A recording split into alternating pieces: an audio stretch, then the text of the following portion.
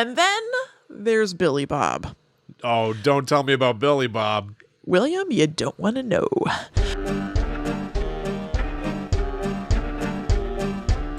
Hello, welcome to Guide to the Unknown. I'm Kristen. And I'm her little brother, William. And this week we are digging back into the archives, and I am going to reveal some unused material that we didn't have time to get to on the normal show. So it's a little bit of a grab bag. I was going to call it the cutting room floor, but you're right. It wasn't cut. It was never used to begin with. Right. So, but you know what? Now we get to use it. So whatever. You might be aware of the fact that I will have a habit of speaking at length. And so there's a chance that I might be to blame for why Kristen's material doesn't always make it to air. Perhaps a chance. Perhaps a smidge. We try to keep the show to, an hour-ish. And so sometimes I just have to make cuts. And so honestly, one of these things, I think that I'm going to be starting off with my Haunted Missouri material. Oh. In that show, we don't get to me at all. Because, is that right? Yes, because what you were talking about was so interesting. And genuinely. And I believe I was like, just keep going. It's all right, or whatever. Well, you can hardly blame me if it was really, really, really good material. Did I say I blamed you? No, I did not. I mean, I wasn't trying to accuse you of anything. I'm just saying. Well, if you say... It being good is better than me just running long for no good reason. Yeah. Can I tell you something funny though? And I won't. Sure. I won't touch it. I won't even use it. I just searched my notes for the word unused because I remembered. Yeah, I also have a page for material I didn't get to.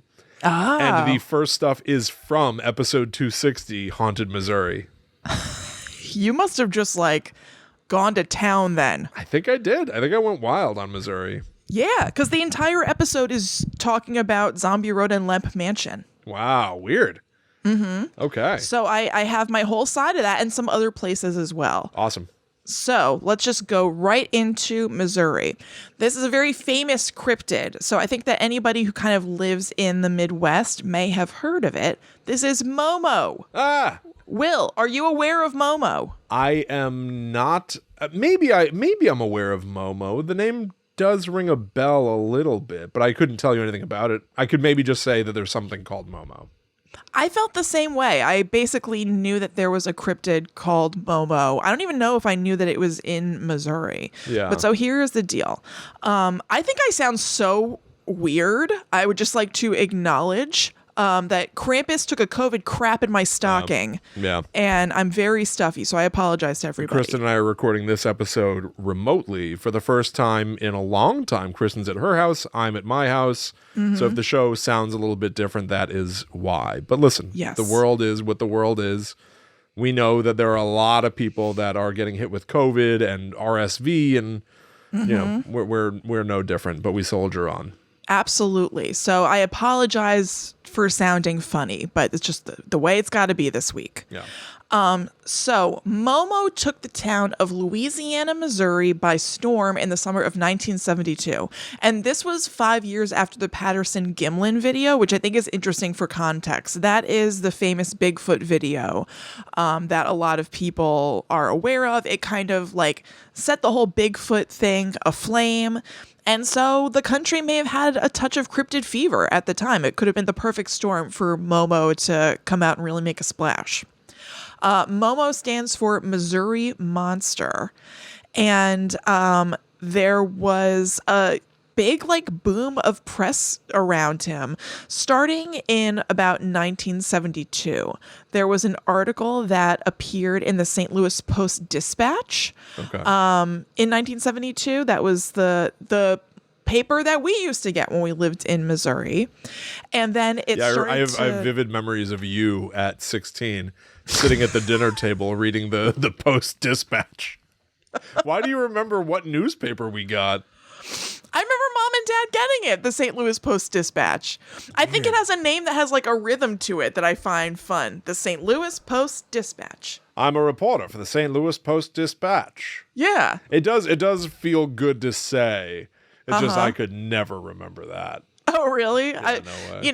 I don't know if I would have remembered it if you had quizzed me and said what was the local St. Louis newspaper. Yeah. But as soon as I saw it during this research, I was like, oh man, I totally remember that. Right.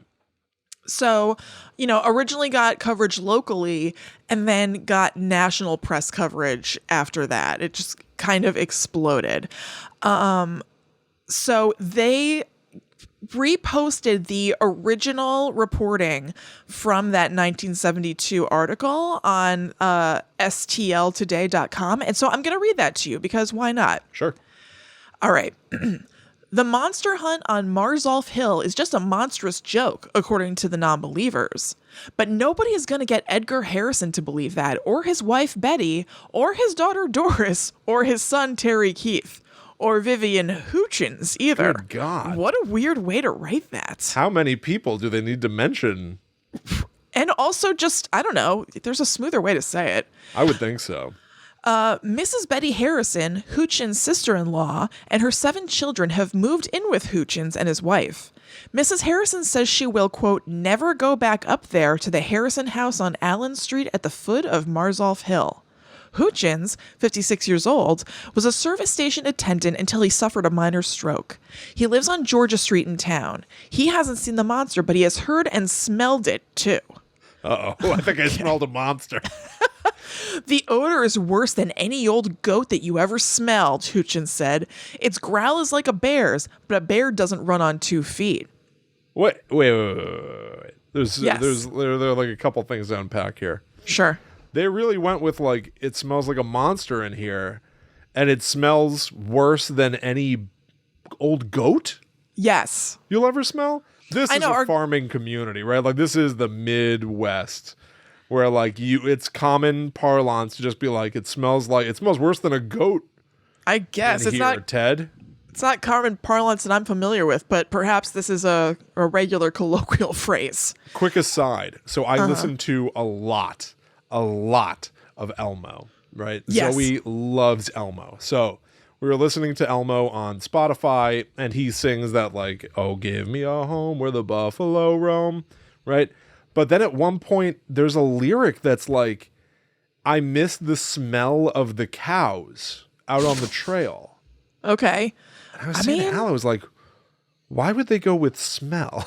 Why would you go with missing the smell of the cow? You know what the cows You could smell even like. do... Yeah, I mean, they don't call it a cow pie for nothing. Yeah. They could even Well, said that's the about sound. taste. The sound. Yeah, absolutely. Hearing the sound of the cows, seeing those cows living free, eating the grass or something. The smell of the cows is not the thing that I feel fond about or nostalgic of. I would say that they're like semi-famously stinky. You would be because like, of the "Thank concept God. of a cow pie. I miss hearing those cows, but thank God I don't smell them.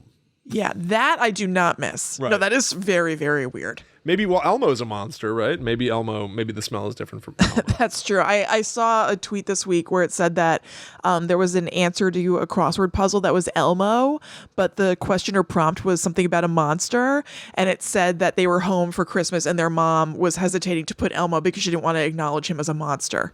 It was a written much monster. funnier than that, but it was cute. He is a monster, though. I believe his last name is Monster. Right. I believe that's what the replies were saying. There's a whole thing on. I'm sort of like way into the nitty gritty details of Sesame Street lately because I watch so much. So your mind goes somewhere else. But like monsters are a race on Sesame Street. You are a monster, or you are not. You know, you Right. are right. Like Bert and Ernie are not monsters. Right. Well, it's like know? a species. Is it like an animal or something? Yeah, I guess. I mean, I don't know. I don't know. I took it more as like a race allegory or something. I don't know. Interesting. Yeah. I'm sure there's a lot to unpack on Sesame Street. Oh, certainly. That is to be sure.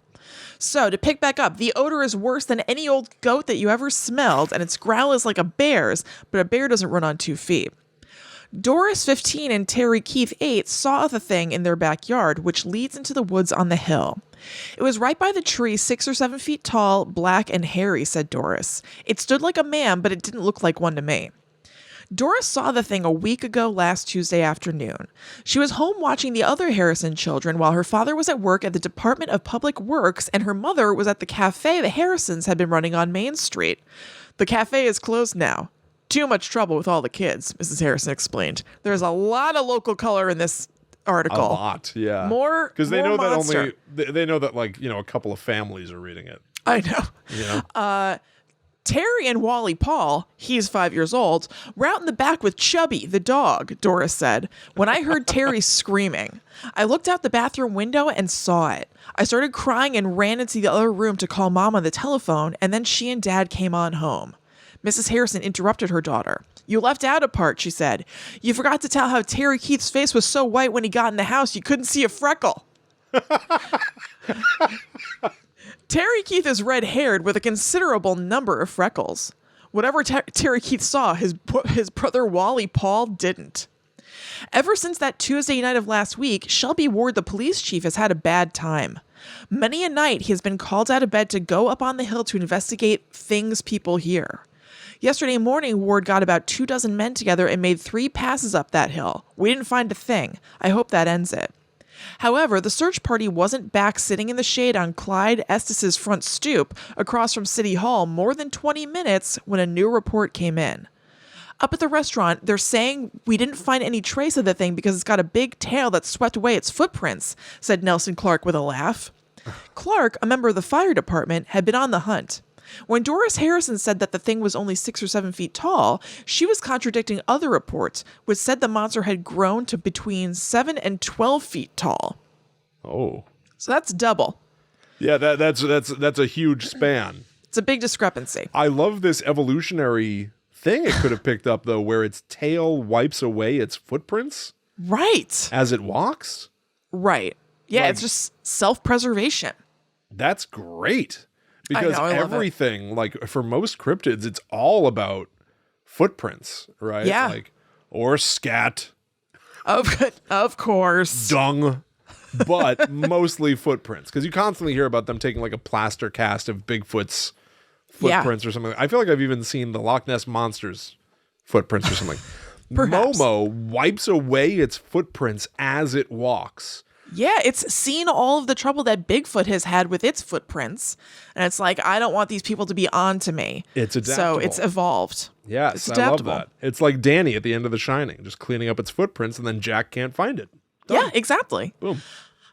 This Mississippi River town in Pike County with about 5,000 persons is generally conservative, said George Miner. Aren't all towns conservative? He asked. John Gillis, news editor of the Louisiana Press Journal, said, the people here usually don't get excited about things. But Glenn Walker, who drives a taxi cab, thinks the whole story is a lot of malarkey. He said you can put out one word right here, and by the time it gets around the block, you got a dictionary. Ooh.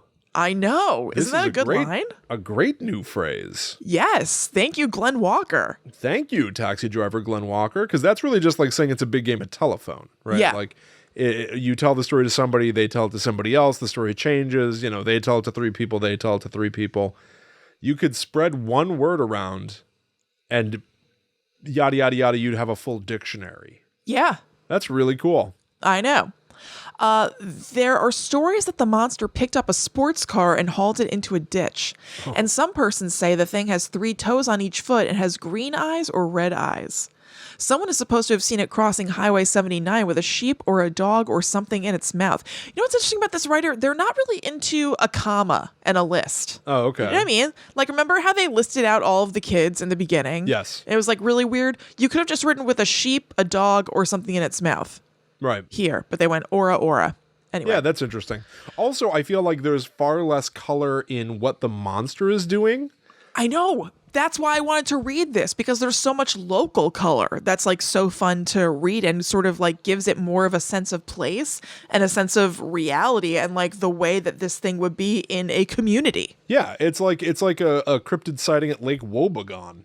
Right, yeah, it is. So yeah, they've seen it with these animals in its mouth. Ward's worry is that people are going to go up the hill with guns looking for this thing and someone's going to get shot. We've been up there and we're convinced there's nothing there now. We've got the hill barricaded off, but some kids will get up there at night. More than likely, that's how it all started anyway, some kids making noises. Vic Meyer, too, was worried about guns on the hill.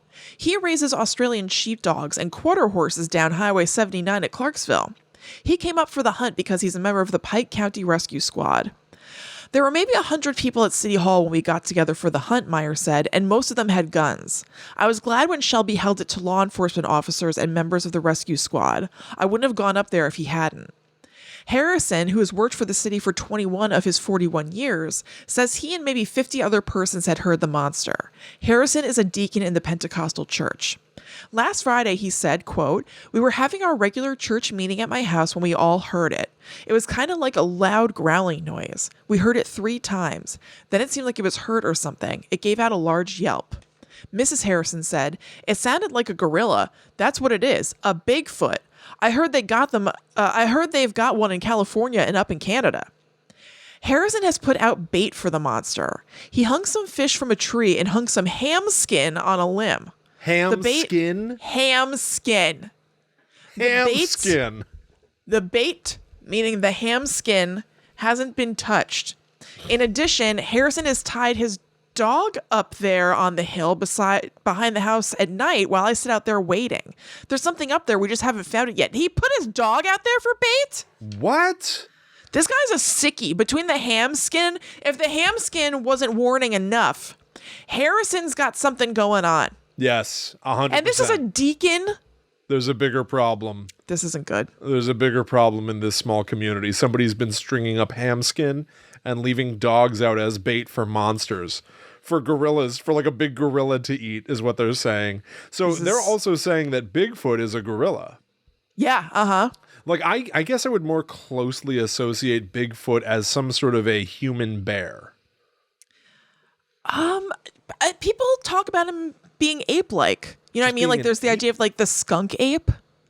I guess, but would an ape eat? So wait, what do they hang up? I got so my memory got erased when you brought up ham skin. When I said the words ham skin? Yeah, what was the other thing they hung up as bait? Let me see. Fish. Fish. So like I could see an animal wanting to eat fish, right? Like yeah. They probably forage in like a river. Like you think of like a big bear in a river. But like a gorilla, I gotta admit, I don't know what a gorilla eats. Does it eat a handful of bananas? Bananas, yeah, like one yummy banana per day, right? Like I don't know what they eat, like a handful of nuts and berries. They eat a twig and berries, and that's it. Like probably I don't twig know. and 2 berries. Yeah. Ham skin, perhaps. I don't know. I mean, Harrison. We know it's not ham skin because no one's touched it. You haven't even touched your ham skin. Or does Momo not have the same diet as Bigfoot? Because they're assuming that we're playing by Bigfoot rules here and putting out what they think Bigfoot will like. You're right. However, we're not talking about Bigfoot. We're talking about Momo. Well, then literally the only thing we know about Momo is that it doesn't like ham skin or dog. Or fish. It might like fish. Well, they make a point, though, of saying it didn't touch the ham skin, which to me I see. implies that the fish was, yes, touched. Let me see. At least touched. Did they say that? Fully. They did not say that. What? All of the bait hasn't been touched. Oh.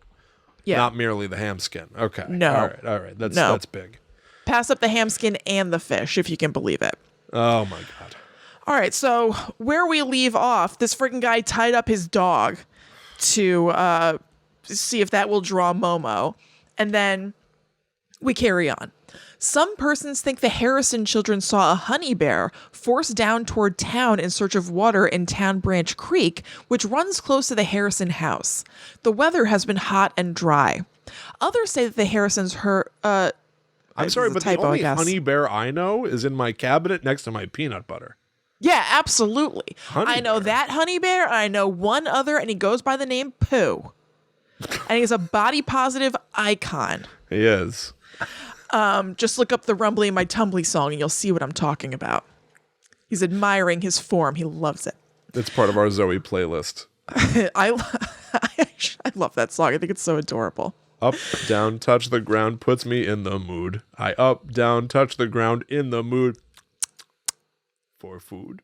Boop, boop. When Have you seen that on Instagram? There's this update now where you can put up what's essentially like an away message. No. Okay, it's a thing. And when I saw it, I was like, oh, maybe I'll put up something. And I thought about it for a minute, and then I was like, I'll put time for something sweet. But nobody would know that's what it is, so I just didn't do anything at all. Yeah. Okay, so they thought it was a honey bear. Others say that what the Harrisons heard was probably some kids fooling around with a tape recorder. Okay. The search served at least one purpose in an election year. 40 candidates for county sheriff were out showing their devotion to duty. Cow pies, scat. Yeah. But even that ended in failure for Jack Floyd, the police chief at nearby Bowling Green, who is one of the Democrats running for sheriff in the primary next month. I thought I'd get rid of some of the competition, said Floyd, but all I saw to shoot was a Republican. What? What? Wait. And that's where they end the article, by the way. I'm not sure if I understand what that joke means. I guess he's saying that he could have shot one of the other Democrats running because there is competition. Right. It's like a non-joke. I'm not defending this joke. I'm unpacking what he must mean. But for some reason, all he saw to shoot were Republicans, and they are not his competition, so useless. Oh, okay. I don't know. So that was the original reporting, which is so strange. So strange, yeah. And yet set the nation on fire and brought in tons of visitors to town who wanted to try to see the monster themselves. There was even just 1 year after this, there was a MOMO ride at Six Flags from 1973 to, and it ran until 1994, called MOMO the Monster. Wow. It looks like it was kind of like a teacups ride, but a little bit more intense. So the thing that you're in spins one way while the entire foundation of the ride rotates, and the arms attached to your cup move up and down, and then it'll like switch it back up the other way. All right. Sounds like a recipe for barf. Yeah. Oh, yeah. I have a few recipes for barf, by the way, that we can trade if you're interested. Oh, that would be great. I would love that. I have a recipe book, but they're all recipes for barf. Everybody was cashing in on, or you know what? I shouldn't say cashing in. Sure, it was cashing in, but everybody was having fun with it. You know what I mean? Like it was like an exciting, surprising local thing that put them on the map. So local restaurants, capitalize on the excitement by having monster burgers on the menu. And it is still a thing. It was the 50th anniversary of the MOMO sighting recently. So the Louisiana Historical Museum hosted a MOMO concert featuring Bill White, who wrote the song MOMO the Missouri Monster. And I mentioned this partially because this song is only available on Bill White's Bandcamp for $1 a download. It's not like streaming or anything. You have to go buy it. Exclusive. It might be up on YouTube or something, but I think it's funny that it's like only there. Yeah. And they had commemorative t-shirts and stuff. A local restaurant even brought back a past MOMO special for the event. This is the MOMO Crumbly Burger with a special sauce. MOMO Crumbly Burger? Yep. That's weird. I know. I don't know what's on that, actually. Falls apart before you can get it in your mouth. Yeah, crumbly isn't usually what you want to hear. Maybe it has like blue cheese on it or something, because that's a famously crumbly cheese. True.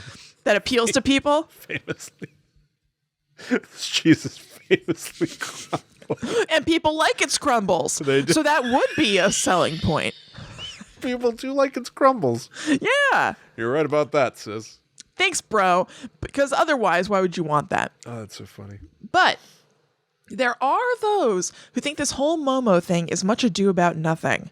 Some people say that it makes their town look silly, and being associated with a monster is not where it's at.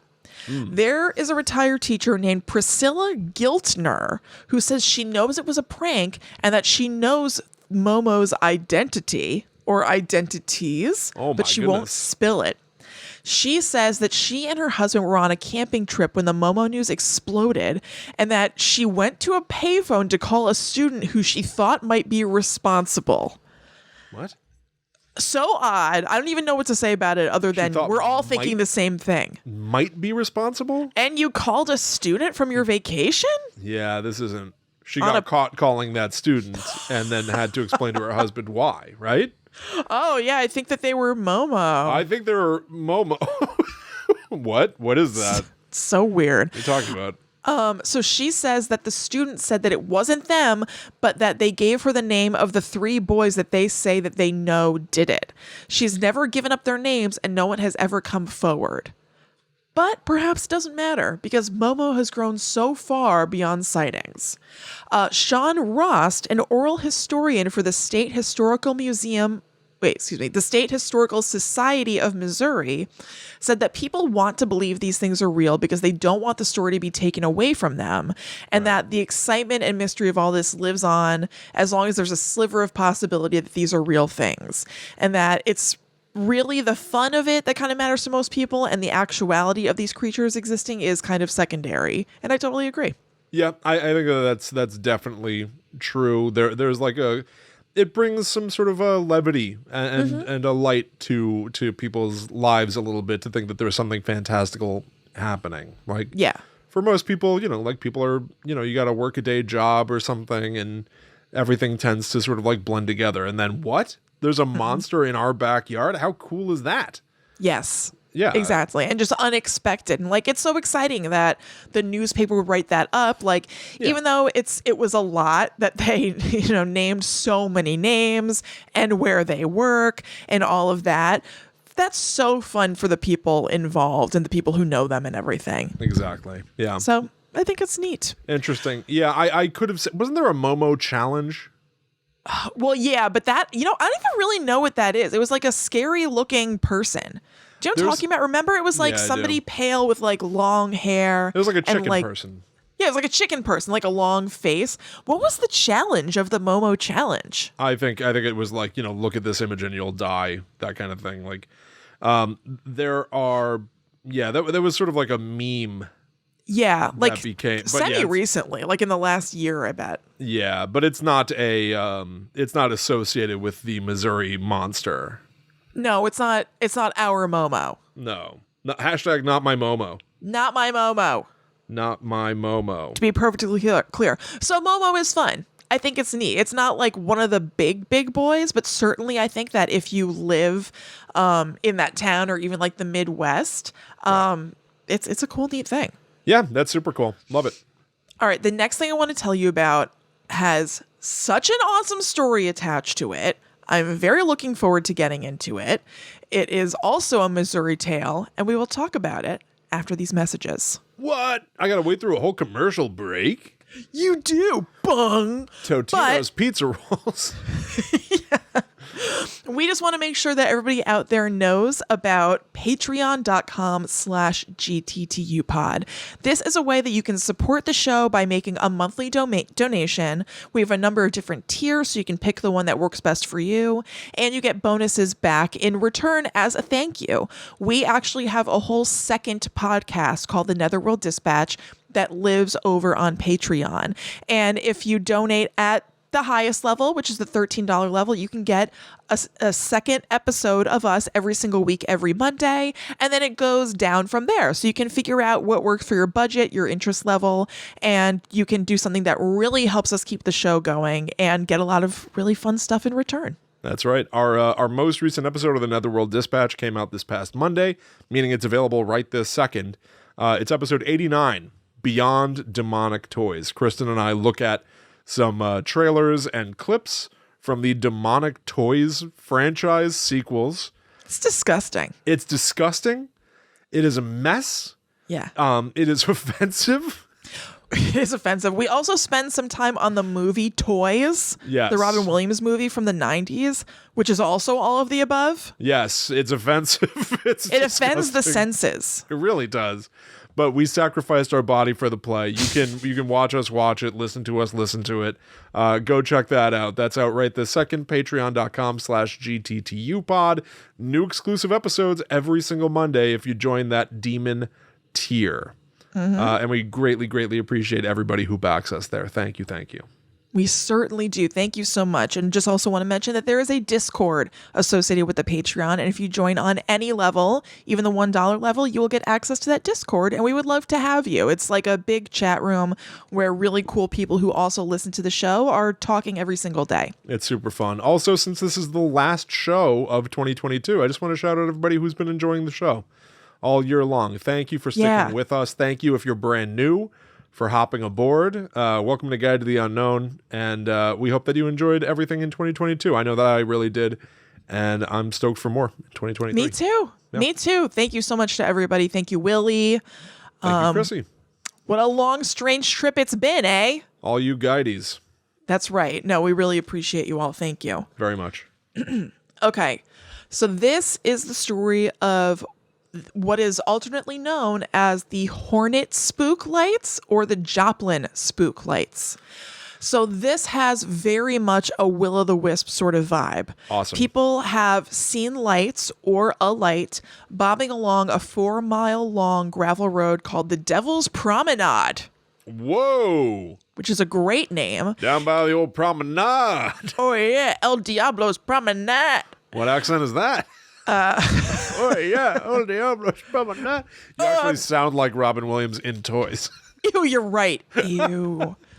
You're right. Sorry, everybody. You have to see it to believe it. That's all right. That you get for free. Yeah. Oh. Don't even have to go over to Patreon for that one. The sightings straddle Missouri and Oklahoma. People in both states have seen these. So it's said to be an orange ball of light ranging in size from a baseball to a basketball. Some people have seen it dance down the center of the road at high speeds before all of a sudden shooting up and ascending high over the tree line and disappearing. Some people have seen it swaying side to side like it's dancing, or like it's lighting an invisible lantern in somebody's hand, which I love the image of. Yeah. That's like Dumbledore's put outer from Harry Potter, right? Like he can suck lights through the air and they go to a little thing in his hand. But if Dumbledore was like a giant, you know what I mean? Because if you're thinking of that as like the flame in a lantern, even if it's the size of a baseball, it's a pretty damn big lantern. Yeah, you're right. So I like thinking about like a giant creature kind of like holding the that. light. Yeah. Mm-hmm. Unseen, but you can only see the light for whatever reason. It's said to have been seen nightly for 100 years, and the best time to spot it is between 10 o'clock and midnight, and that large groups or loud noises seem to dissuade it from coming out. Same. The sightings may have started in the 1800s with Native Americans who saw it along the Trail of Tears, and then it saw a resurgence in the 1930s and 40s. So there are a lot of different like legends and stories attached to it naturally. One is that a Quapaw Native American woman wanted to marry a man, but her father wouldn't let her because he didn't have enough money. They eloped and people came after them for doing so. And so this couple held hands and jumped into the spring river together. Oh, the sightings, it's, a legend. Mm-hmm. The sightings started soon after. So perhaps this light is their entwined spirits that had so much energy to them that they became visible. Romeo and Juliet. Right, exactly. There are also 3 lantern-based stories. The story that a miner left his wife and children to go work and came back to their cabin to find them gone, so the light is him searching for them. Much less wholesome, although sad. A story that a Native American was beheaded, so the light is him looking for his head. Whoa. And then plain old Satan using a lantern to sniff around for souls. That's what he's up to? Yeah. He doesn't have people working for him? Full on, the Satan is out walking around the Devil's Promenade? He's got to get him by hook or by crook, so he might have to just, he's got to do the work himself. Yeah, I guess that's a good boss. Right? If you want something done right, who do you have do it? Why is it? Do you have any idea why it's called the Devil's Promenade? I don't. Probably because he's out there cavorting about then. Maybe that name came after this light started being sighted. I don't know. Who the hell knows? You know what? Who the hell knows? We certainly don't. On Guide to the Unknown, we have no idea. No. Sadly, there's no way to find out. There's no way to find out. We'll never know. No. So it blew up into local common knowledge in the 1930s and 40s, and it was eventually covered by Kansas Star reporter Charles Graham in 1946. This guy went like decently hard at it. He enlisted Army engineers and a colonel to investigate the lights over the course of a few days, and they came to the conclusion that they're car headlights, which could account for some of the sightings, but doesn't explain those that happened before cars were a thing. It's so close to the invention of the car. Right. But here's the thing, because this also plays into like something that I've been sort of like fascinated by for a good long while. The idea that like when new technology emerges and becomes ubiquitous, or even like, the car is invented, right? And it is sort of the opposite of ubiquitous. Like only a few people have a car. Yeah. Right. So then when you are out walking down the road or riding your tricycle or whatever the hell it is people used to do, whatever cantankerous. Riding their giant recumbent bike with a huge front wheel. Yeah, exactly. Sitting on a sled behind a horse. I don't know what they did. Dodging the pies as they come flying out. But like whenever they if they looked through the trees and they saw headlights coming at them, they'd be like, what is that? What in God's name? Yeah. And when you experience that new emerging technology, even if it does become like so popular that almost everybody has one, there are people sitting around stewing about how this is going to unmake society as we know it for X, Y, Z reason, and then telling horror stories to each other. Mm-hmm. Maybe literally a writer being like, here's what's scary about a car. And they write it down and share it with people. Or people just being like, yeah, but the lights in the woods, those aren't all headlights or whatever. Like, right. It could be that cars were so new that lights were spooky in the woods because people weren't used to the idea that it's just, Timmy trying to get home. But totally. Also, this event is so old. What, the 40s, you said? Yeah, it was 1946 when they did this little research project. So cars had only been around for a few decades. And the stories go back further than that. So what now, military men? What of that? Yeah. Et tu, Brute? Right. Okay, this is what I really loved. So not too long after that big boom of initial attention, with the article in the 40s, a man named Arthur Spooky Meadows. Great nickname. I know. Stupid. But excellent. Bought some land near the sightings and founded the Spookville Community Building and Museum. Seems like from pictures that I saw, it was like a small house with a sign that said Spooklight Free Museum on the side. And then there were also signs that said Spooksville, USA and Spookers Shanty Souvenirs. Pick one. He wrote, would you say? Pick one. This guy was throwing everything at the wall. One of them will take off. Right. He even wrote an original song called Come and See the Spooklights Tonight that he would perform for visitors, seemingly free of charge, from my research. No, thank you. I know. This place became a popular hangout for teens. It sold snacks and merch and had a telescope pointing at the area of the lights that you could use for a quarter. And that area eventually became dubbed Spooklight Road. Cool. By the mid-50s, other businesses in the area were into it and had info sheets available for travelers who wanted to see the lights, as well as directing people towards Spooky's museum. So I guess they got some sort of like little thing going on, some sort of arrangement. When Arthur got too old to manage it easily, he passed on the museum to his brother-in-law, Garland Middleton, who ran it until his death. It stood empty for many years until it eventually went up in flames. Whoa. So maybe this was more teen shenanigans. Maybe. I would imagine it was like kind of isolated. Poking around the abandoned building. Right. But it seems like someone is following in their footsteps because they offer tours through spooklight.freewebspace.com/custom3.html, which very well could be out of date because it is absolutely one of our beloved, very early internet looking sites. Oh, yeah. But I mean, who knows? If you are somewhat local to that area, it's not completely impossible that that person is still actually doing those tours, but just hasn't kept an up-to-date website. Sure. So yeah, why not? Hard to say. So that takes us on out of Missouri. Love it. Now we have explored what there is to know going on. So let's head up north to Canada, eh? Yes, please. And see what's going on in Vancouver. Okay. All right. So I used ghostsofvancouver.com, which was an excellent resource. So if you're interested in this sort of thing, or if you live in the area, you might want to check it out. Let's first talk about the Lamplighter Pub. Opened in 1899, this is one of the oldest bars in the city, and it's connected to the Dominion Hotel. There's a decorative sleigh above the door that used to have a mannequin in it, and people said that they saw it move. I'm thinking that these may not be the most reliable witnesses in the entire world, people who are at the bar.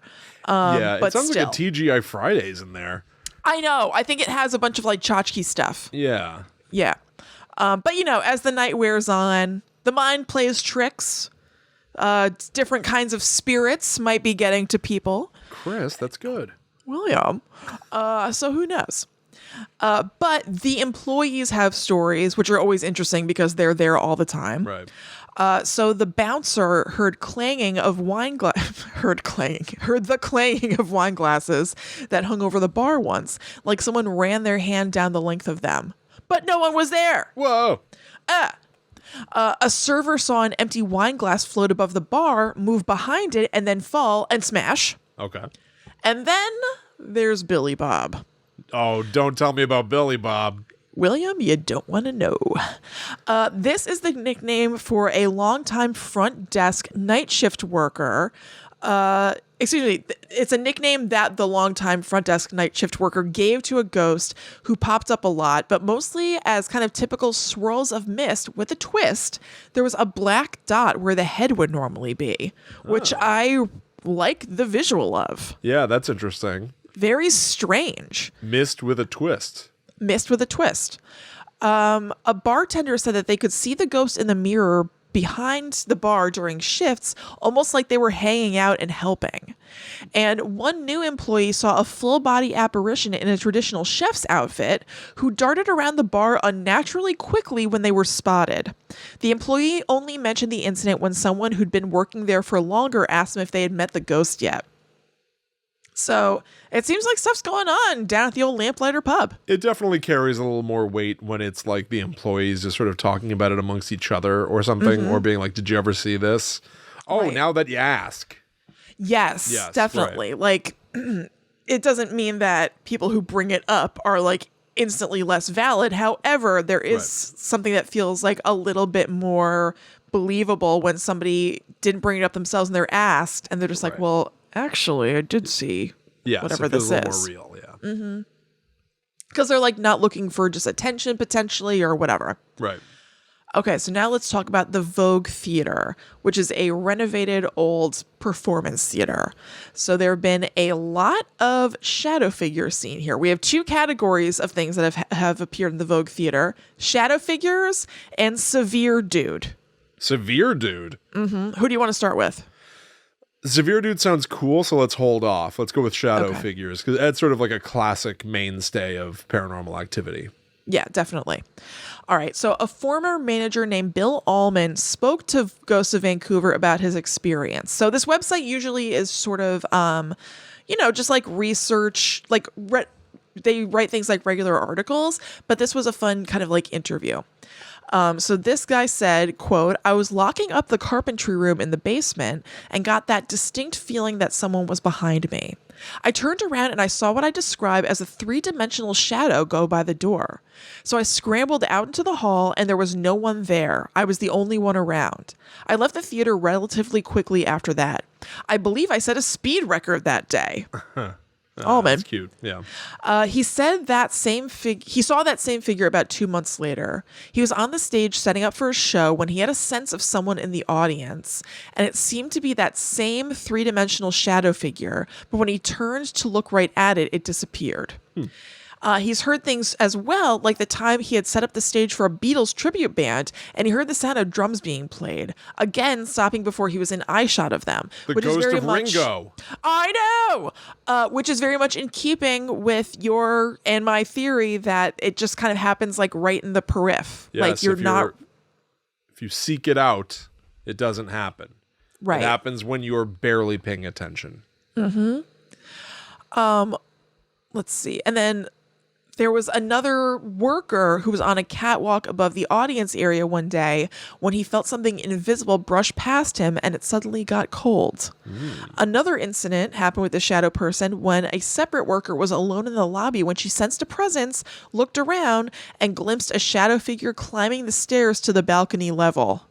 Oh, it's weird that they have to like I guess it makes sense. It's just funny, like, when you phrase it as, like, climbing the stairs. I know. I thought the same thing. They can't just, like, float up. Yeah, like hand on a banister, going up one step at a time. Right. Steadying themselves. It's like a major pain in the ass. You get to be a ghost, finally, right? Right. You'd be like, oh, finally, I can, like, fly and go through. No, you still have to take the stairs. I wonder if there are, like, different capabilities of ghosts or something. I wonder if there are, like, higher echelons to reach where you can float through things. And maybe you're, like, not as experienced a ghost yet, so you still have to use, like, earthly supports. You have to, like, level up as a ghost. Maybe. How many level 1 ghosts, like, eventually just go, like, being a ghost is bullshit. Yeah, this sucks. Can't even fly. Right. Maybe that helps them go to the light.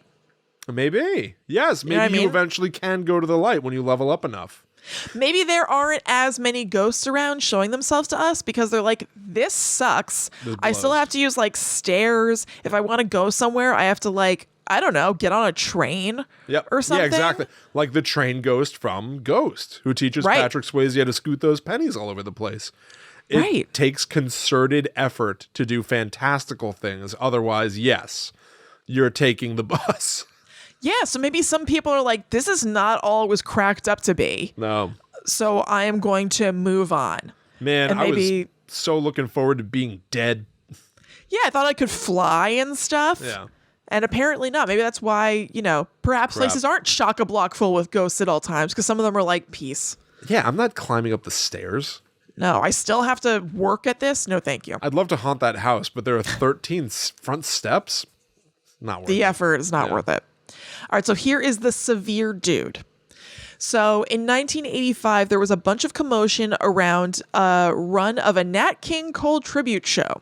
Okay. About a week before it started, Allman, that guy who worked at the theater who gave the interview, gave a theater tour to a friend and their girlfriend who was psychic. She was too freaked out to say it at the time, but she later told Allman that she saw a young man with dark hair and severe features sitting in the old projection booth and that he radiated anger. Whoa. Then one of the show's performers seemed to have seen the same figure during a performance, which caused him to mess up.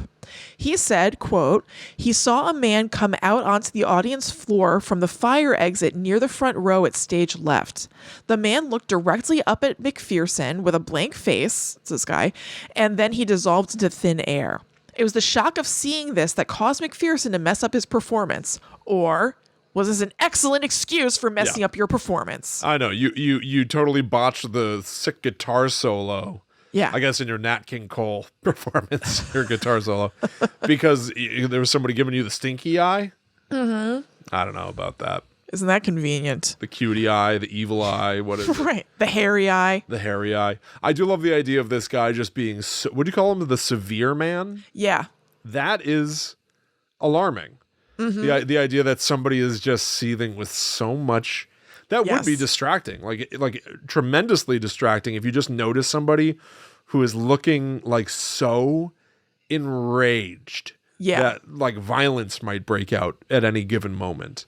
No, it totally would. It's like that episode of Seinfeld where he notices, I think it's, I don't know who it is, but somebody is not laughing in the audience. Oh, And yeah.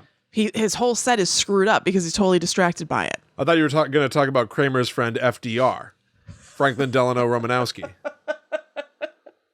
I mean, I'm prepared to talk about FDR. Who does indeed give him the evil eye.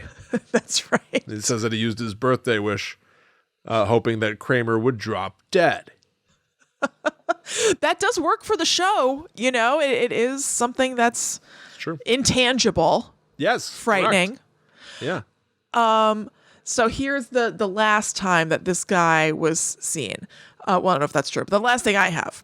The next day after this performance was thrown because of the severe man, a theater employee named David Ron saw the ghost. While locking up the theater for the night, he walked to the area in the front of the stage.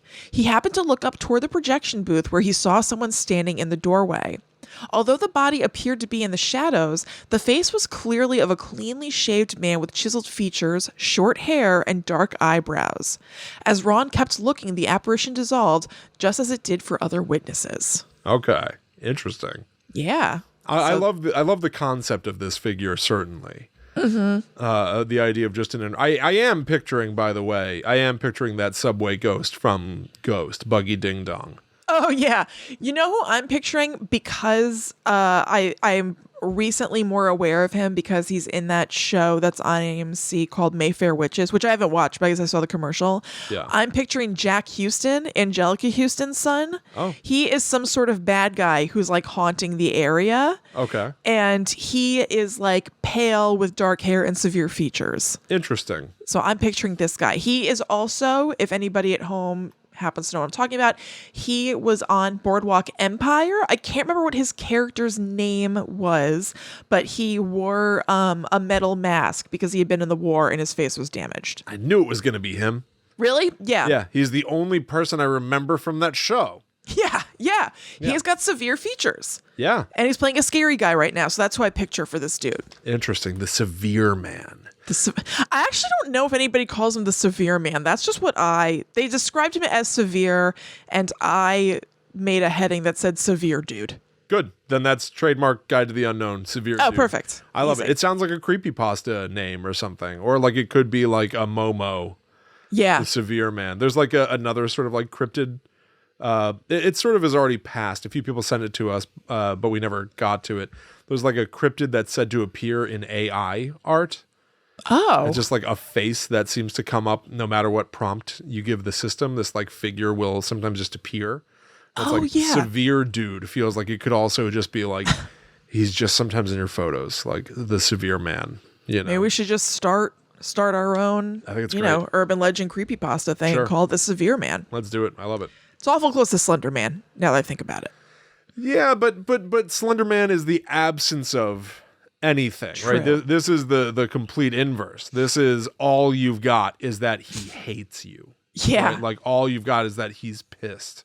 Yeah. Slender Man has no features at all. This guy is only Right. features. I had feature heavy. I had an idea a long time ago about like just like looking at like the quadrants of slashers, like Michael Myers, right? Michael Myers, Jason Voorhees, any Ghostface. Let's start with Ghostface because it's the classic idea of somebody wearing a costume.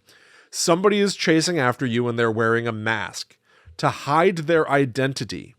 Right. Just in case they don't get away with it, they don't want you to know who was trying to kill you so that you don't turn them into the police. Yeah. So somebody's wearing a mask to become anonymous. Michael Myers is weird because he's wearing a mask to become the guy we recognize him as when he's in that mask. Yeah, you would think maybe you'd want to switch it up. Yes, but Or we something. know who you are because you're wearing a mask. With Yeah, Michael this Myers, identifies you. with Jason Voorhees. So I started thinking like I would love to craft a slasher where the person shows you their face and yet you have no idea who they are. Like they're the that's the missing ingredient of a slasher. And it's sort of been done a few Wait, what do you mean? like Ghostface doesn't want you to see who they are. Right? And you have no idea who they are. Michael Myers doesn't want you to see his face, but you know exactly who he is. I want somebody who doesn't wear a mask, Right. because their face itself, it's like why should I wear a mask? I'm gonna kill you. And they just have will no not get away. Oh, I see. I no see. matter Yeah, that is what. awesome. Yeah, Right. they just have no fear because it's absolutely a foregone conclusion that there isn't going to be a living witness to this Yes. murder. And maybe they I can't be gotcha. found, right? Like maybe somebody does get away and turns and like says to the police, like I was attacked by this person. They go through the whole rigmarole of like the guy who draws out the features, whatever, and they're like, yeah, we know this guy. He's killed, X number of people. Only one other person has ever gotten away. We've never can't found find him. him. We have no idea who he is. Yeah. Even though we know his face, he is still anonymous. He is Yeah. John Doe, There was That a Mike is Flanagan awesome. movie called Hush, where the killer like very willingly shows his face, knowing like, I'm going to get away. It doesn't matter. I don't need to hide my face with you. So it's Yeah. sort of that. But I'm obsessed with this I like it. sort of like, it's just kind of like a fun, spooky, the nature of an identity. And the severe dude Yeah. is sort of fitting that bill for me right now. Let me add a twist. What if this guy is that no-face thing from Dick Tracy? My God. Oh my God. Well, we know who that was. That was Madonna. As Breathless Mahoney. His Man, I haven't seen that movie since I was a young child and it grossed me out. I know. I think I have seen it as an adult, but I don't remember when. Horrifying. And then Madonna put out an album called I Am Breathless Mahoney. Oh, so she wanted to spoil the movie too.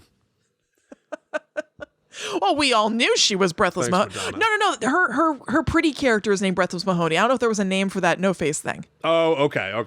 Yeah, we knew her name was Breathless Mahoney. Gotcha. All right. I like it when people name their albums I Am whatever. Like Mariah Carey had oh God, what is it? It's like I Am Mimi, the elusive chanteuse. Oh God. Wow. That's something. Or it might have just been I Am ... the elusive chanteuse. It might have been that. I don't know. Yeah. I like it when musicians have alternate personas. Remember when Lady Gaga had that like Joe Calderone. Joe Calderone. Oh. Nobody talks about that anymore, huh? For good reason. Remember Garth Brooks and Chris Gaines? Of course I do. That's like the classic example. That's the gold standard. It is. I just want to make sure everybody brought that to mind. Perhaps you haven't thought about that in a while. I want you to think about that. Yes, Garth Brooks has a dark, gothy, The Crow incarnation of himself known as Chris Gaines. And I believe he would open for himself in concert. Maybe you're right. I think did. that he introduced Chris Gaines. This can't be right. I was about to say he introduced Chris Gaines on SNL. That can't be right. That doesn't feel right. You're thinking of that sketch where That's exactly what I'm thinking of. He summons the devil to help him write a song. And I think I must be thinking of that. As the devil, saying insane on the things. Highway, on the byway, Mr. Robotron. Yeah. And then he goes, what the hell was that? And he goes, I don't know, man. I couldn't think of anything. Which is funny that the devil is going to help you write the biggest hit of all time, but he sucks. Yeah. But the weird thing is that sketch ends with Garth Brooks being like, "No, it's all right, man. I don't need your help." And the devil leaves, and there's a solid 45 seconds, not that long, but it feels eternal, of Garth Brooks sitting down with his guitar and he goes, "Talk about the devil. The devil can't write no love song." Like, there's a happy ending to this SNL sketch where Garth Brooks finds the power in himself to write a really good song. It's just him noodling out a song. He noodles out a song about how the devil can't write a love song. And it's like, what did this SNL sketch eventually turn into something with like a message? What is this? I don't know. I think it was just like a little mini showcase or something. I guess. I wonder if that made it to air, because I think that was just on the like Will Ferrell Best of SNL DVD that we had. Good question. And that had some stuff that wasn't on TV. I don't know. Last thing I want to say about Garth Brooks is that Chris Gaines was supposed to lead to a Chris Gaines movie. No. Yes. That never happened. I wonder why. Yeah, I know. I don't think it went the way he wanted it to. No, I guess not. All right, so the last thing I'm going to leave us with today, because I do have some other stuff, but I would like to stick to our locations. So let's pop over to Danbury from episode 255, Haunted Connecticut. Yes, please. And this is just a tiny little shorty. Love it. During that episode, I found some other, weird old websites that were kind of catchers for ghost stories that people would submit. And so here is one. This is from ghostsofamerica.com. This was submitted by Edmund. I was riding past an old country church near Pembroke Road. I'm not sure of the name, but it was across from a Russian church. It was a rainy battling churches across the road from each other. It was a rainy June evening around 8 p.m., and there was a soldier on a horse in the bottom field to the right of the church. He was dressed in revolutionary garb like an English officer. He was sitting on a horse next to a volleyball net. I thought it was an actor in a skit for July 4th. I slowed down, opened the window, and yelled, "Hello, mate." He immediately drew his sword and began to ride quickly toward me. Oh, God. I stepped on the gas and saw through my rearview mirror as he and the horse rode through the wall into the church. I was freaked out and have never gone near that haunted church again. I don't dare go near it. No, good. That's smart. I'd imagine not. Do not go there again. That is. Whoa! You think you're just joking around, having a bit of a larf? Oh, yeah. And then that ghost starts booking it for you. Yikes! Ooh, I love that. I know. That ghost has no chill.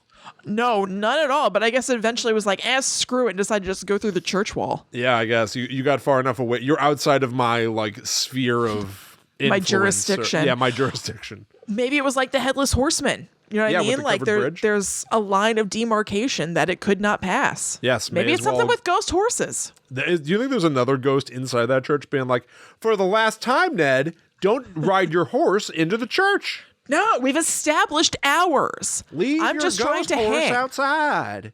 That's right. That's Yeah, right. I do think that.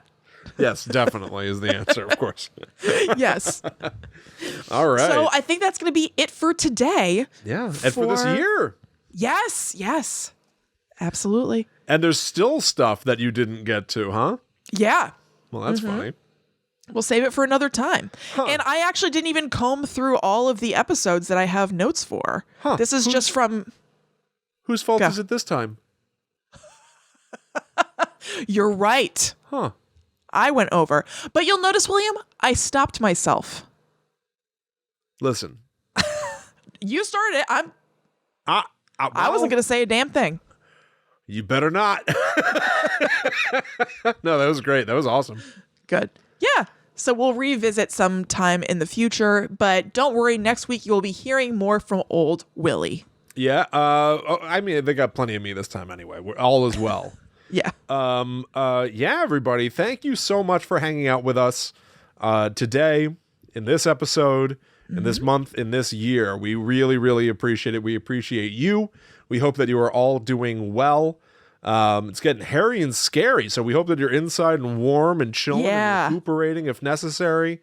Absolutely. Enjoy the ball dropping or the GAC tower exploding. Whatever it is that you do on New Year's Eve, have a ball. Yeah. And we'll definitely see you in 2023, everybody. Head to patreon.com/GTTUpod if you desire, if you crave more Guide to the Unknown. We'll have a new show coming out on Monday. You can get that Demonic Toys episode right this second and so much more. It occurred to me again today. I was like thinking about doing a ghost hunt. And I was like, we have ghost hunt stuff on the Patreon. Yes, we have a ton. Like footage and audio of us going on ghost hunts on the patreon.com/GTTUpod that you can poke around in and go look at. Yeah, we have one that's from just, a few months ago that's like, I don't know, a couple hours of almost 3 audio hours, footage. Yeah. Yeah. And then we have one from a few years ago that's audio and video of Yeah. Will and I just out on the prowl in New Jersey. So if you enjoyed hearing about the ghostly stuff in this episode, maybe you're primed to hear us speak to some ghosts ourselves. How well do we fare when we're actually supposedly speaking to ghosts in a room? We've done Nose it. to nose. Exactly. And you can also follow at GTTUpod on all social media to stay up to date with us. All links to everything we do, merch, contact info, a P.O. box, advertising, find all that stuff at gttupod.com. You can also follow us online. Yep, I'm at Chillin' Kristen. I'm at The Myth Traveler. So once again, thank you, everybody. Yes. And a happy end of 2022. Looks like we made it. Yeah. We'll see you next time for more spooky stuff, but until that time comes, we must travel. Back to the netherworld. Go wait. Go wah. Go, wah. Huh. Huh. Looks like we did it.